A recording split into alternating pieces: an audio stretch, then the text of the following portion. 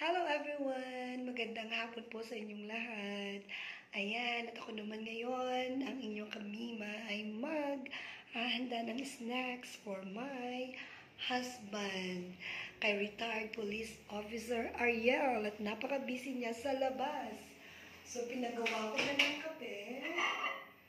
I-surprise natin siya. Look mga mima, hinirap ko ang tasa ni Tommy, si Dopey.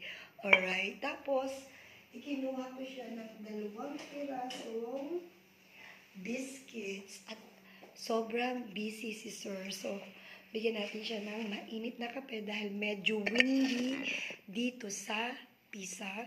So, tingnan natin kung anong ginagawa ni Sir sa ngalan ng ekonomiya.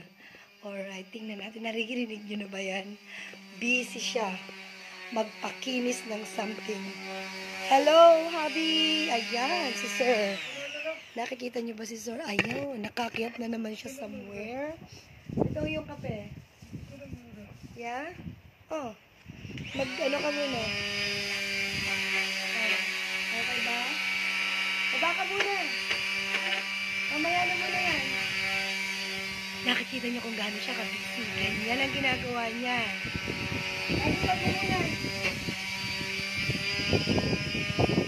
Magkape ka muna. Halika. That's okay. Halika na. Dali. Magmerienda ka muna. Tapos mo na siya. Magmerienda ka muna at napakahangin. Tapos mo yan. 30 minutes. Mabilis lang yan. Okay, yes. So, ito po si Sir Ariel, ang aking retired police officer husband, na ngayon ay Jack of all trades, Master of none.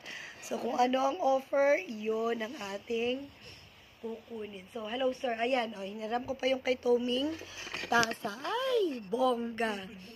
Okay. Sige na, inom ka na. Mag-hello ka sa ating mga kapatiran. Alright, so, yes, ang ngalan ng ekonomiya, mga kapatid, mga kasamahan, mga kabatang, sa lahat ng OFWs natin, laban lang. Alright, para sa ating mga pamilya. Cheers, Daddy. Yun. Say bye, everyone. Magandang hapon po sa inyo lahat.